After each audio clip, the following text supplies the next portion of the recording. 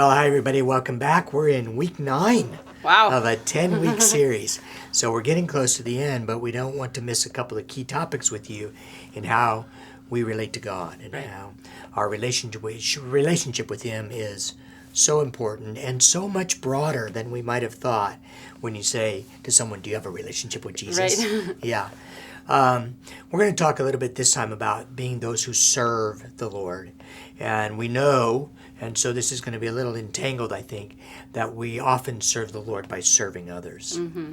In golf, we have this, one of those great traditions of the game is caddy. Right. Having caddies walk with players. That's kind of the ultimate servant in the game. You, as a professional, have certainly been able to avail yourself of that, but I'm sure you've seen other servants in the game. Yeah, too. I think obviously caddies on the professional level, but there's caddies at your local clubs, Sure. right? Yeah. You know that you're 4 caddies and they're running around making sure you're finding your balls, cleaning your clubs, reading the putts, getting the flag. I mean, that's a lot of work. Yeah. Much more work. If you've never caddied before, you'll never know how much work that they're really doing for you. And caddies are very selfless, and with the hopes of being, just being blessed at the end of it. I think there's servants in your country clubs around that are serving food, and in your pro shops.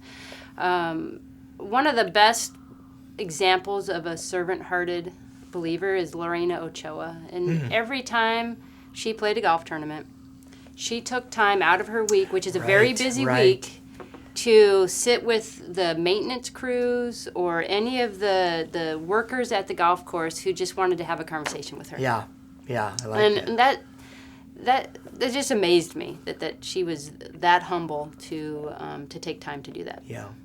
You have caddied over the last couple of years for a friend in a major event, and you were telling me that one of the trickiest parts of that is that you have to learn to think like that player thinks. Right. Because your game is not her game, and so you have to kind of set your game aside and take up her game in your mind. Yeah, and it's been a challenge because she just hits different golf shots than I do, and so I had to logically think through, okay, this is what I would do, but this is what she might do. And so asking the right questions, like, okay, how do you feel? What do you feel like you can do here? What do you see? And get her to respond back to me so that she can see what she needs to do. Right. And not me see it for her. This causes me to think of Philippians 2, the passage where we find out about what Jesus did on our behalf. And it says at the beginning of that passage, your attitude should be the same as that of Christ. So I have to know Christ's attitude. And then it goes on to say, he basically forsook his place as God to become a servant. Yeah. So a servant really a lot of times means I have to think like Jesus thinks in order to serve others in the way that Jesus would serve them. Is that right? Yeah. I have a pastor friend of mine has described it as a way we have to get lower than and make somebody bigger or higher than us. And so that we're not looking down at people, but that we're trying to lift them up. Yeah. Jesus also talked in Matthew 25 in his parable of the sheep and the goats about caring for those, visiting those who are sick and those who are in prison, and clothing those who are naked and feeding those who are hungry. These are practical ways of serving. Yeah. But again, as we've talked about a little bit in this series, we're such busy people. We don't even have eyes sometimes to serve in that way.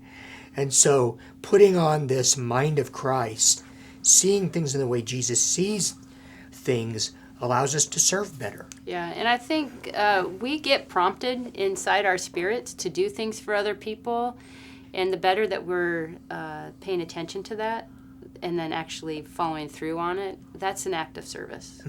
Maybe paying for a meal for somebody or just a kind word. Maybe you see somebody that looks sad and you just give them a greeting. Yeah. But paying attention to what's happening in our spirit, the Spirit's working inside of us if we're really willing to listen. Great. Well, we hope you have an opportunity to serve in the days ahead and to begin to take on the mind of Christ as you look for ways to help others. We have one more video in this series, and we'll be back for it in a week. We hope you're with us.